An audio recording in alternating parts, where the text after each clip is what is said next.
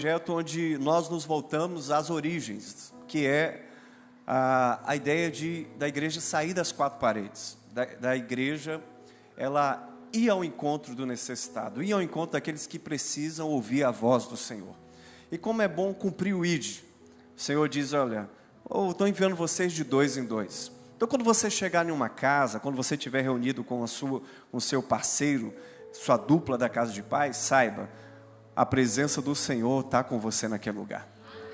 Muitas vezes nós chegamos em ambientes onde, às vezes, o ambiente está carregado. Talvez pode ter tido algum tipo de confusão naquele lugar, mas saiba de uma coisa, quando você chega, a presença de Deus chega. E ali todo o poder das trevas, toda a ação do inimigo vai ter que ser dissipada, sabe por quê? Porque você carrega a presença de Deus. Estava olhando o tema de vocês, o ano da presença. E é isso mesmo que você carrega a presença de Deus. E onde você chega, a presença chega junto. Então eu quero compartilhar uma palavra ao seu coração, que mesmo que muitas vezes nós estamos envolvidos nesse ambiente de presença de Deus, envolvido em conquistar para o reino de Deus, talvez você está envolvido em muitas áreas, mas sabe, há momentos em que parece que as coisas, elas tendem a nos desanimar, porque essa é a ação do inimigo. O que o inimigo quer é desfalecer você. Por quê? Porque nós somos limitados, até na nossa compreensão a respeito das coisas espirituais, mas saiba, nós temos um inimigo muito sagaz, e ele compreende muito as coisas espirituais. Ele sabe quando alguma coisa está prestes de acontecer, que vai mudar a sua vida e vai abençoar você. Então, antes dessa coisa vir a acontecer, ele já tem essa percepção, então ele começa a ajustar as coisas, ele começa a criar circunstâncias para desanimar o meu e o seu coração, a ponto de que nós chegamos a nos desfalecer. Paulo dá uma ilustração e Paulo diz algo interessante, irmãos, olha, eu sei que o desânimo, ele chega para qualquer um de nós, mas nós não podemos desfalecer. Olha, continue fazendo bem. Ele diz o seguinte, Paulo diz, continue fazendo o bem, porque ao seu tempo você vai colher do bem que você tem plantado.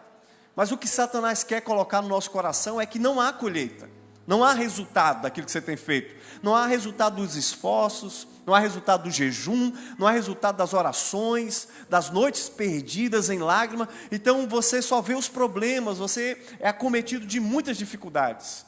Mas saiba, Deus está contigo o tempo todo. E o inimigo não vai roubar a alegria de você servir ao Senhor com integridade.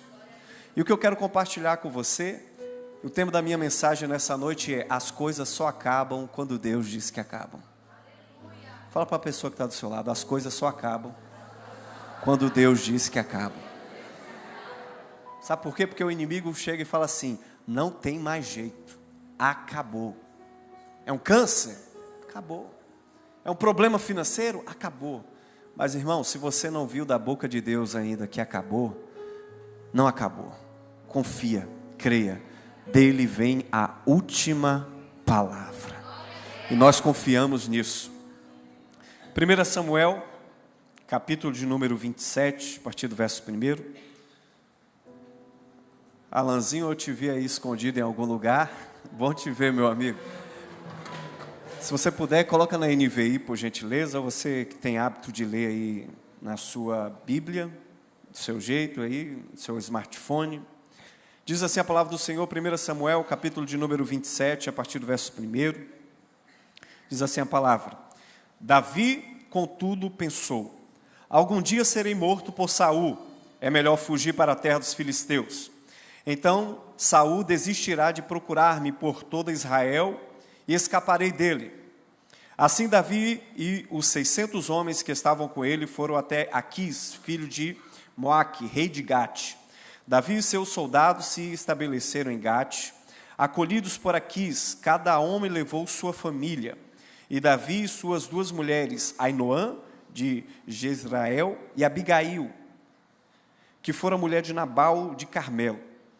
Quando contaram a Saul que Davi havia fugido de Gate, ele parou de persegui-lo. Então Davi disse a Aquis: se conto com a tua simpatia, dá-me um lugar em uma das cidades dessa terra onde eu possa viver, porque este teu servo viveria contigo na cidade real. Naquele dia, Aquis lhe deu Ziclag. Por isso, Ziclag pertence aos reis de Judá até hoje. Davi morou em território filisteu durante 1 ano e 4 meses. Feche seus olhos por alguns instantes. Pai, muito obrigado pela tua palavra, porque ela é viva e eficaz e mais penetrante que uma espada de 2 gumes, que faz divisão entre juntas e medulas e discerne as intenções do coração. Eu te peço, fala conosco nessa noite de maneira personalizada, em nome de Jesus. Você pode aplaudir ao Senhor pela palavra?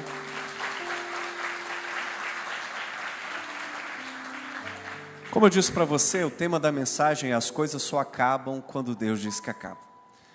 O personagem principal dessa história, vocês conhecem, é o Davi. E é interessante que eu quero contar para você um momento em que Davi foi checado em toda a sua intenção, foi checado em todo o seu coração. E talvez você pode imaginar que Davi foi checado tudo isso lá em Samuel, no capítulo 17, onde ele enfrenta Golias. Mas sabe, aquele dia não foi o pior dia de Davi. Foi o dia que Deus levantou Davi para apresentar para a nação de Israel. Golias foi um trampolim para Davi, porque Deus queria apresentá-lo. E Deus usou Golias para ser um trampolim para que Davi fosse apresentado à nação. Então ali não foi um dia ruim, foi um dia de glória. Sabe, dias de glória todos nós queremos contar. Mas houve um período de dias de trevas e escuridão na vida de Davi. Dias que ninguém conta. Sabe, Davi começou essa trajetória. E assim que Davi começou a trajetória seguindo o seu rei Saul, ele começou a atrair então a ira de Saul. Saul ficava endemoniado e Davi tinha que sair da casa do seu pai e tocar para ele, cantar para ele. E os demônios iam embora. Ele se sentia livre. Mas isso não era o suficiente. Então ele serviu, casou com uma das filhas do rei, mas o rei continuou ainda tentando matá-lo. Certa feita ele tentou cravar Davi na parede com uma lança. Ele teve que fugir. Sua esposa colocou uma imagem no lugar dele e ele fugiu. Sabe quantos anos Davi aproximadamente ficou fugindo do rei? 13 anos.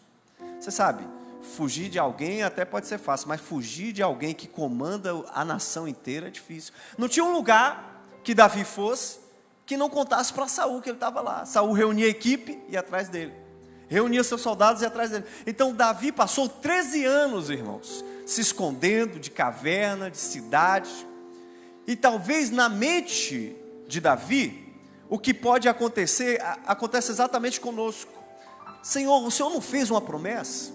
O Senhor não me deu uma palavra? O Senhor não disse que eu teria vitória? O Senhor não falou que eu seria alguém que te honraria? Mas o que está ao meu redor não se parece muito com a promessa que o Senhor me fez.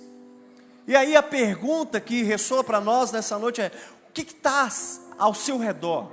O que está acontecendo, o que está circulando você, não é de fato a realidade espiritual que Deus quer para você. São circunstâncias, são momentos, e é isso que cercava Davi. Davi estava envolvido em um desespero, a ponto de Davi tomar decisões sem consultar o Senhor. Não sei se você sabe, mas se você conhecer a história de Davi, você sabe. Davi foi um homem que sempre quis consultar o Senhor em tudo. Se ele ia para uma batalha, ele consultava. Mas quando o desespero bate na nossa porta, irmãos, escuta aqui. Quando o desespero bate na porta, somos tendenciosos a agir segundo as circunstâncias e não buscar a orientação de Deus. Você sabia disso? Você sempre vai agir para tentar, de alguma maneira, te afogar, tentar parar aquela pressão, e você está envolvido em muitas pressões, então você tem que tomar uma decisão rápido, momentânea. E isso pode afetar você e seu futuro, sua vida ministerial, seu casamento, a sua empresa. Então tudo que você fazer, irmão, tudo que você vier a fazer, faça segundo a vontade do Senhor. Seja guiado pelo Espírito. Mas eu entendo também que há pressões, muitas vezes, que a gente toma uma decisão sem ser guiado pelo Espírito, apenas pelas circunstâncias. E como foi isso aqui? A Bíblia diz que Davi, então, pela pressão da perseguição, pela pressão dos obstáculos, pelas coisas que ele estava envolvido, ele foge. Mas Davi não foge para qualquer lugar. A Bíblia diz que ele foge para Gate. Que lugar é esse? Você sabe, Golias era de Gate.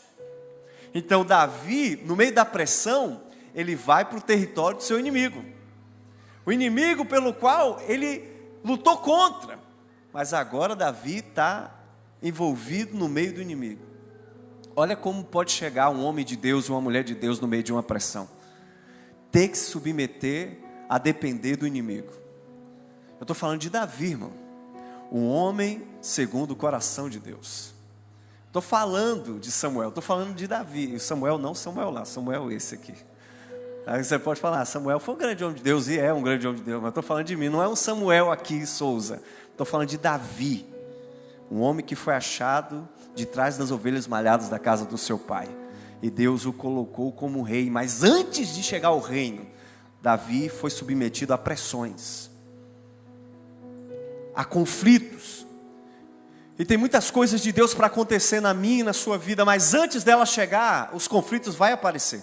As lutas vão acontecer, as dificuldades vão bater a porta, ao ponto de muitas vezes você tomar decisões e posturas que você não esperava. E a Bíblia diz que ele pega esses 600 homens que ele recebeu na caverna de Adulão, no período que ele estava fugindo, e vai para Gate. Chegando lá, ele começa agora a trabalhar para o inimigo. Por quê? Porque Aquis era um príncipe dos filisteus. E os filisteus se dividiam em 5 capitais. E Gate era uma delas. Então eles tinham 5 príncipes que, em concílio, eles lideravam a nação dos filisteus. Então ele começa agora a servir o inimigo, porque antes ele servia a nação de Israel. Mas agora, como que ele serve o inimigo? Observa bem, Davi começou a servir o rei de Gate a partir de uma recompensa financeira. Ou seja, ele servia porque ele estava em posição de mercenário. A Bíblia diz que ele saía para atacar as cidades circunvizinhas e trazia os despojos e dividia com seus 600 homens. Ou seja, Davi agora, no meio da pressão, parou de lutar pelo rei e pelo reino e passou a lutar agora por uma questão de dinheiro, uma questão financeira, uma questão apenas de bens materiais. Aí você diz o seguinte, então quer dizer que Deus não quer que eu seja bem-sucedido? Quer dizer que agora eu não posso mais cuidar das minhas empresas? Quer dizer que eu não posso ter 2 empregos? Irmãos, nós não estamos falando disso. Eu estou falando em qual é a sua motivação. O porquê que você tem abandonado a sua vocação. Por que você tem abandonado o seu chamado? Aquilo que Deus te entregou. Eu não posso liderar mais, pastor. Eu não posso liderar mais, meu supervisor, meu líder. Porque eu estou tão envolvido no meu trabalho. Agora estou fazendo 2 faculdades. E aí você agora coloca sempre coisas na frente do reino. É interessante que Jesus disse o seguinte, que primeiro eu busco o reino dos céus. E depois, tudo aquilo que eu preciso é acrescentado na minha vida. Eu estou falando para você largar tudo e ficar aqui na igreja 24 horas, não é isso. Estou falando que se você cuida das coisas de Deus, Deus vai cuidar das suas coisas. Davi não consultou ao Senhor, mas foi no meio dos inimigos.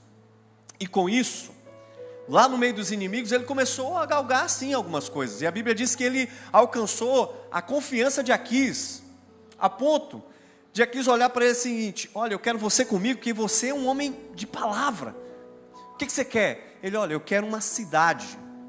Mas aí Davi foi estrategista também, porque ele não escolheu nenhuma cidade dentro do território filisteu e nem dentro do território de Israel. Ele escolheu uma cidade que ficasse fora desses 2 territórios. Por quê? Porque ele nem queria que os filisteus o atacassem e nem queria que Israel o atacasse. Então ele escolhe uma cidade, a cidade chamada Ziclag. Diga assim comigo, Ziclag. Então é exatamente essa cidade que Aquis dá para ele. E é interessante que quando Davi não consulta ao Senhor e vai agora prestar serviço ao inimigo, Davi começa a abrir brechas na sua liderança. E deixa eu te falar, muitas vezes a gente acha que o fracasso de um líder, o fracasso de um homem, de uma mulher de Deus acontece de repente, mas elas não acontecem de repente. Muitas vezes são as raposinhas que começam a minar o nosso coração, a encontrar brechas no nosso coração. E Davi começou a fazer isso. Olha que a Bíblia aponta que Davi começou a servir, e que ele não só servia, mas ele servia com ele também 600 homens, possivelmente todos eles casados, com filhos. Alguns estudiosos dizem que Davi tinha uma turma de quase 3.000 pessoas, contando com mulheres e crianças. E aí o que aconteceu? Davi era um camarada excepcional na guerra, mas quando você está pressionado, quando você está cheio de problemas, a sua visão e a sua percepção a respeito das coisas começam a ficar turbadas. Davi sai para defender o inimigo e não deixa ninguém protegendo sua casa e sua família. Você vai ver isso em 1 Samuel capítulo 30. Você vai observar que no verso 1 Samuel capítulo 30, coloca aí por favor. Então, quando ele sai para defender os inimigos, deixa a sua casa desprotegida, desguarnecida. Olha o que a Bíblia diz: sucedeu, pois, que chegando Davi e os seus homens ao terceiro dia a Ziclag, já os amalequitas tinham dado com ímpeto contra o sul, e Ziclag ia esta ferida e queimada. O que aconteceu aqui para você entender? Quando Davi estava no meio do arraial dos filisteus, então se levanta uma guerra entre Israel e os filisteus. E aí os príncipes se reúnem e dizem o seguinte: quem está com você? Não era aquele comandante de Saul? Aqui sim, ele está comigo, mas ele é um camarada que tem provado lealdade. Não queremos ele na nossa guerra, porque pode ser que ele no meio da guerra se levante e para conquistar de novo a confiança do seu rei, ele se volte contra nós, pode despedir, nós não queremos. E aí o que Aquis teve que fazer? Teve que despedir Davi. Então Davi volta decepcionado, porque imagina só, irmão, Davi poupou a vida de Saul diversas vezes no período de perseguição, mas imagine no meio de um combate. Olha como o inimigo foi traçando coisas para tentar roubar o coração de Davi. Imagine se Davi permanece no meio daquela guerra. Imagine se Davi tivesse um confronto com Saul. Possivelmente perderia tudo aquilo que Deus já havia colocado na mão dele. Sabe por quê? Porque é isso que Satanás quer. Ele quer minar as suas forças. Ele quer drenar as promessas de Deus do seu coração e levar você por caminhos sem volta, sem restauração. Mas aí Deus interveio na vida de Davi e usou até mesmo o inimigo para poder tirá-lo de campo. Então, quando ele sai do meio do arraial dos filisteus e volta para casa, no caminho de aproximadamente quase 2 dias, ele chega, e quando ele chega ele tem uma surpresa. O que é? A sua cidade, que ele recebeu por pagamento, onde estavam seus filhos, suas filhas, as mulheres dos seus soldados, toda destruída, toda queimada. Sabe por quê? Porque é isso que Satanás faz. Quando você vai lutar guerras que Deus não chamou você para lutar, quando você vai estar defendendo o que Deus não chamou para defender, você desprotege aquilo que Deus pediu para você proteger, sua casa, sua família. E você está lutando guerras lá fora que Deus falou: nunca chamei você para estar defendendo rei algum, chamei você para defender a sua casa e a sua família. E Satanás ri porque ele chega, está tudo aberto, tudo desprotegido, ele entra e leva tudo embora. Porque o inimigo sempre vem para roubar, matar e destruir. E foi exatamente o que ele fez aqui em Ziclag. Ele colocou fogo, ele destruiu e levou as mulheres e as crianças escravos. Não sei se você sabe, hoje não, hoje tem a ONU aí que protege de alguma forma a questão da escravidão para não haver, mas naquela época escravo não era tratado com gentileza, era acorrentado, era abusado, era levado para fazer várias e várias atrocidades. Então, aquilo que Deus deu de maior bem para Davi, para ele cuidar, ele deixou que o inimigo levasse. Sabe por quê? Por causa de um momento de pressão, um momento de não ouvir a Deus, um momento de não consultar o Senhor pelo aquilo que Deus queria fazer. Ele não consultou, mas foi. E agora, meu irmão, é que diante dessa pressão, a culpa recai sempre na mão do líder. A culpa sempre é do líder. Porque quando os homens de Davi observaram que as suas mulheres, seus filhos, foram levados cativos, meu irmão, a palavra do Senhor diz que eles muito se angustiaram. E o que eles fizeram? Eles pegaram as pedras para poder apedrejar o líder Davi, o homem que pegou aqueles 600 camaradas que eram desajustados, endividados, amargurados, treinou esses camaradas. Futuramente você vai ver que eles se tornaram grandes heróis, matadores de gigantes, mas até então, aquele momento, eram homens desajustados. Deu confiança para esses homens, dividiu despojos com eles, mas na hora do sofrimento, meu irmão, é cada um por si, porque eles ainda não tinham a visão de lealdade. E o que aconteceu? A culpa é sua, Davi. Nós te seguimos, nós entendíamos que você tinha uma palavra de Deus, nós entendíamos que você é autoridade, nós te seguimos, e agora o resultado que nós temos de seguir você, que é um líder que não ouviu a orientação de Deus, é prejuízo familiar, porque levou tudo que nós tínhamos embora, nossa família, nossas riquezas, tudo foi embora, o inimigo aproveitou e levou tudo embora. E é aqui que eu aprendo, irmãos, com Davi. Porque Davi, ele não era um homem segundo o coração de Deus em vão. Davi sabia quando errava. E é interessante que rapidamente ele queria corrigir. Lembra que eu te falei que ele não consultou ao Senhor para descer para Gate? Mas houve um momento que ele também se angustiou.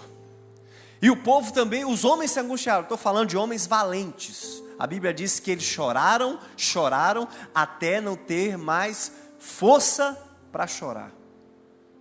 E a Bíblia diz que Davi também chorou. Mas esse choro, irmãos, não deu força para eles. Esse choro não deu assim um upgrade a ponto de eles falarem assim, não, agora vamos enfrentar os inimigos. Não. Esse choro ali de decepção drenou as forças dele.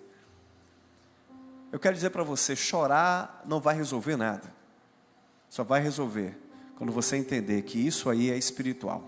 Que os seus inimigos são espirituais. E aí você vai ter que entrar no ambiente da presença de Deus. Vocês estão no ano da? Isso é profético. A Bíblia diz, 1 Samuel capítulo 30, verso 7, que Davi muito se angustiou, mas Davi não ficou parado. Davi se reanimou no Senhor. Vou te liberar essa palavra na sua vida. Você precisa se reanimar do Senhor. Chorar não vai mudar a situação.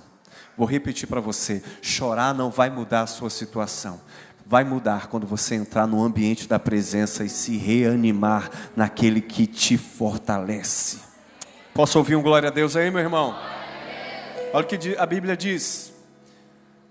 Davi ficou profundamente angustiado, pois os homens falavam em apredejá-lo. Todos estavam amargurados por causa dos seus filhos, suas filhas. Davi, porém, fortaleceu-se no Senhor. E disse Davi a Abiatar, o sacerdote, filho de Aimeleque: trazei-me, peço-te, aqui a éfode, ou a estola, ou a vestimenta sacerdotal. E Abiatar o trouxe a Davi. Então consultou Davi ao Senhor. O segredo está aqui, irmãos. Chega de chorar pelo fracasso, pelas decepções, pelas coisas que aparentemente o inimigo roubou. Deixa para trás. Agora se levanta, vai enxugar as lágrimas. Agora você precisa entrar no ambiente de presença de Deus. Um ambiente onde a glória de Deus é manifesta. E a Bíblia diz que Davi então consultou o Senhor. Mas primeiro ele teve que se vestir de autoridade. Aquela veste de lamento, sabe? Aquela veste de decepção, ele teve que abandonar. Tira isso. Para de falar das suas decepções o tempo todo, das suas angústias, das suas mazelas. Começa a se vestir das vestes de alegria do Espírito. A Bíblia diz que Ele já nos despiu das vestes de tristeza e nos ungiu com óleo de alegria, irmão. O óleo só vem no ambiente da presença de Deus. Entra no ambiente da presença. Entra no lugar onde Deus vai falar com você. No lugar onde você vai ouvir a voz do Espírito.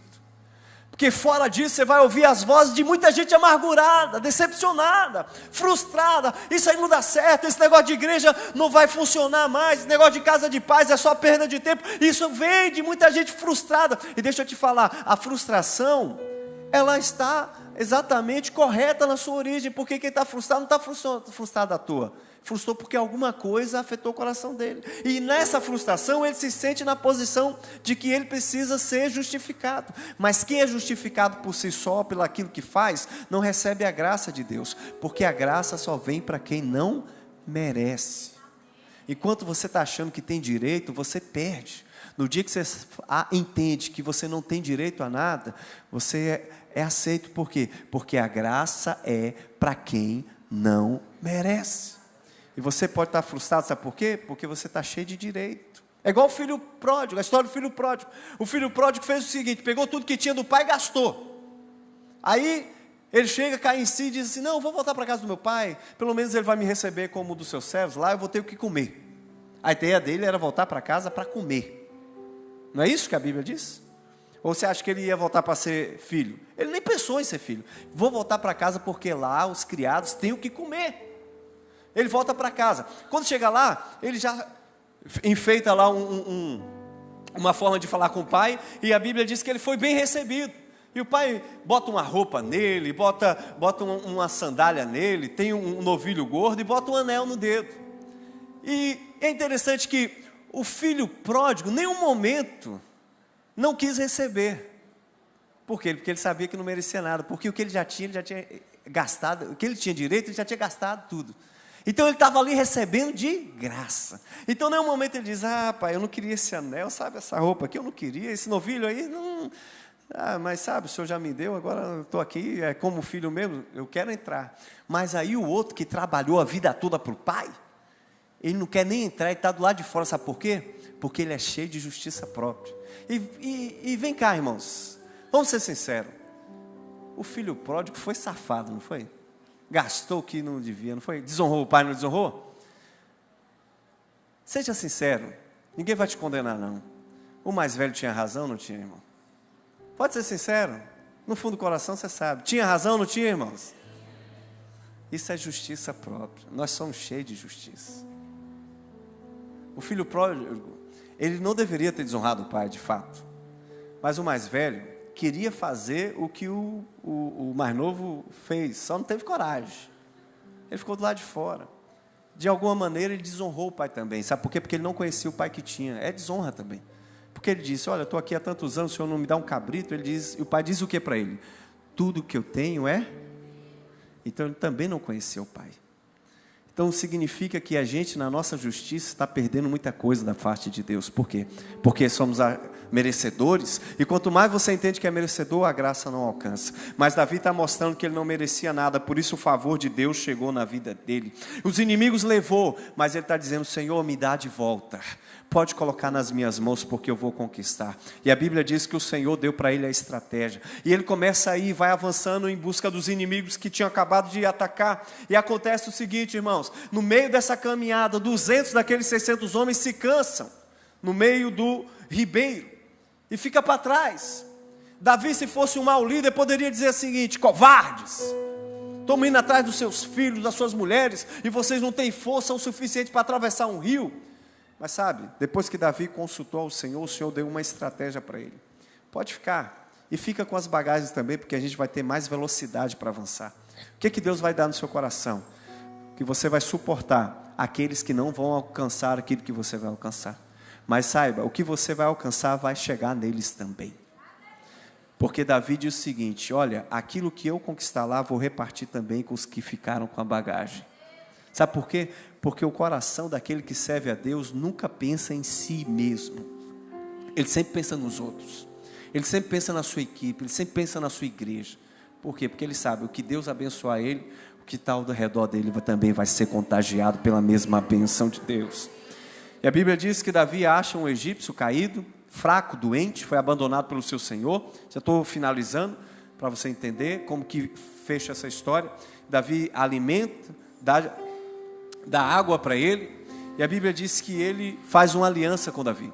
Ele diz o seguinte, se você me guardar de não me entregar ao meu Senhor, eu te falo onde é que estão os inimigos que atacou a sua cidade. E aí ele os guia Davi. É interessante que quando Davi chega para poder, no arraial onde estavam os amalequitas, eles estavam sambando, gritando, pulando, salteando, felizes, porque tinham roubado, não só de Davi, mas eles fizeram uma catança ali em todas as cidades que estavam naquela vizinhança. O inimigo pode estar alegre, satisfeito, sabe por quê? Porque ele está achando que roubou você, ele está achando que teve vitória sobre a sua vida, mas saiba, você tem um Deus que peleja por você. Um Deus que não dorme, nunca dormitará. Deus está trabalhando ao teu favor, irmão. Você não vê, você não está enxergando, mas Ele trabalha em favor daquele que nele espera. Isaías diz, nunca se viu, nem se ouviu a respeito de um Deus que trabalha em favor daqueles que nele esperam. O Senhor tem trabalhado por você, as lutas e as pressões estão tentando roubar isso de você, mas saiba, Deus não parou. Ele não está parado, a mão de Deus está estendida, você não está enxergando, mas Deus está fazendo coisas extraordinárias, meu irmão. Aleluia.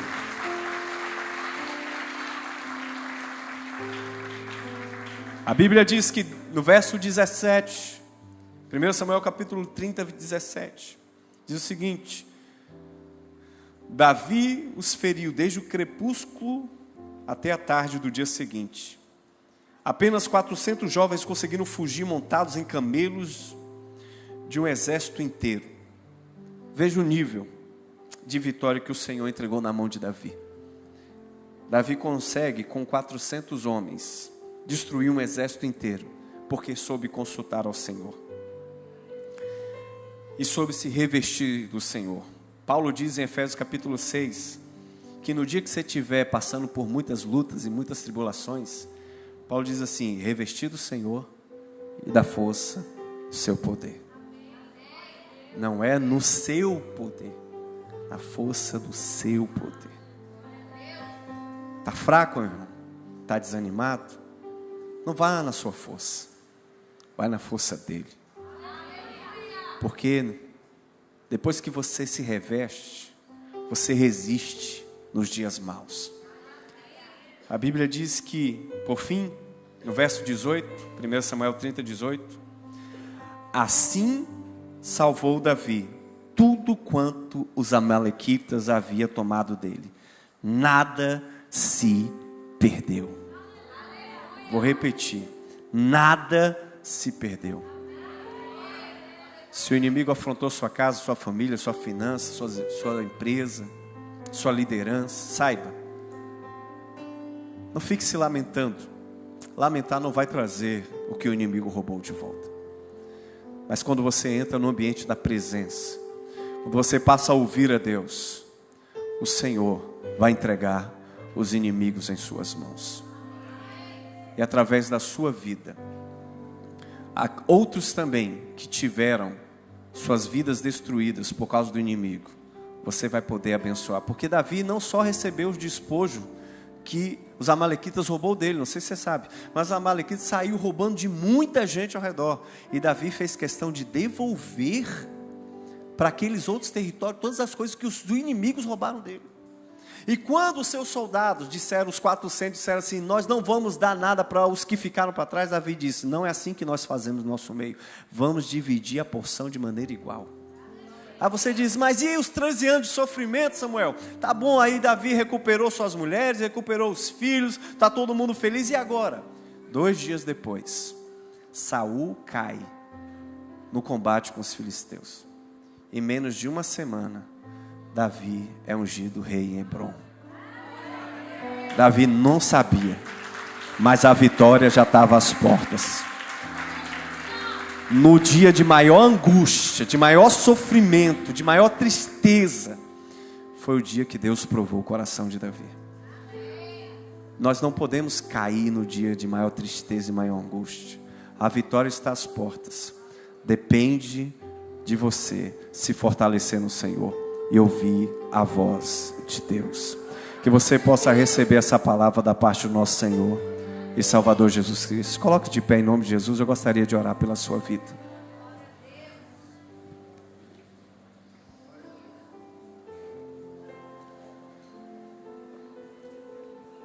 Se você puder, por gentileza, coloque a mão no seu coração.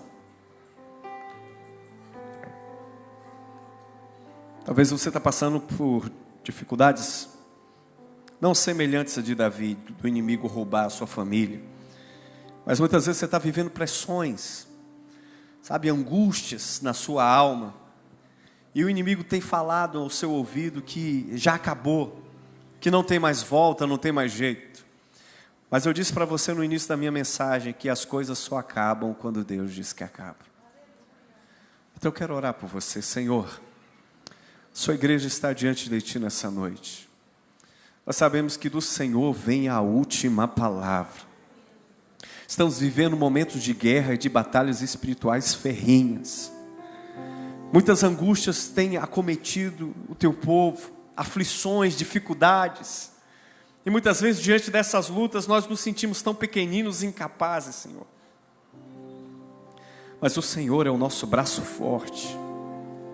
É o Senhor quem guerreia por nós. Não deixe, Senhor, nós servimos ao inimigo.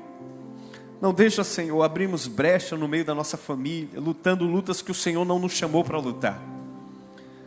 Mas nos dê um coração de servo, daquele que ouve a sua voz, daquele que sabe que guerra deve enfrentar, porque o Senhor diz: vai, eu estou contigo e já entreguei esses inimigos em suas mãos. Nós queremos ouvir a sua voz, Senhor. Nós queremos entender que o Senhor deu uma porção para essa igreja, nessa cidade, Senhor. E essa igreja vai guerrear as guerras que o Senhor vocacionou ela para guerrear. Aqueles que estão abatidos, que estão amargurados, que estão feridos, ó Deus, que eles nessa noite possam, Senhor, se reanimar em Ti. Que nós não podemos, ó Deus, parar, porque as aflições vão vir, o choro vai vir, e muitas vezes o choro não vai aliviar, ele vai drenar as forças. Mas nós queremos despir da capa de sofrimento e nos vestir da estola sacerdotal, que nos dá o direito de entrar na Tua presença, porque o sangue do Senhor rasgou o véu, e nós podemos entrar com ousadia no santo lugar, para ouvir a voz daquele que nos guiará a toda a verdade. Espírito de Deus, transforma o nosso coração em um coração de obediência, em um coração de fidelidade, que ouve a voz do Espírito e é guiado pelo Espírito, porque aquele que nasceu do Espírito, ele vai ser conduzido pelo mesmo Espírito.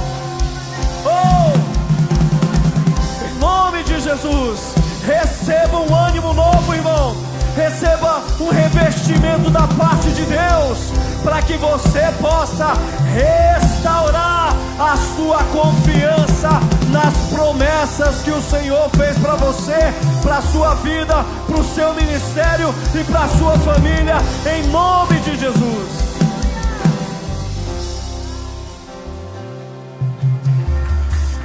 O inimigo tenta laços e embaraços pra me envergonhar, mas não vai,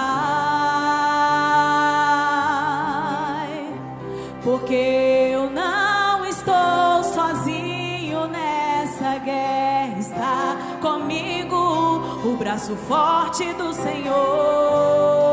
Você pode fazer dessa canção a sua oração. Aquele que acalma o vento, vamos lá. Aquele que aquieta o mar, que tira a força do fogo e faz o leão jejuar.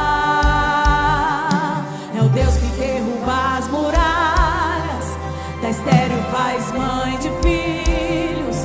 É o mesmo que brada do alto, não temas, sou contigo. Levanta a sua voz e declare nessa noite: Deus já tem um caminho aberto pelas águas, faz romper muitas fontes em meio ao deserto.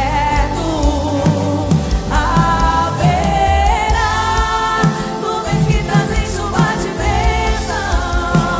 Ouça a voz, Deus te dá escape e livramento.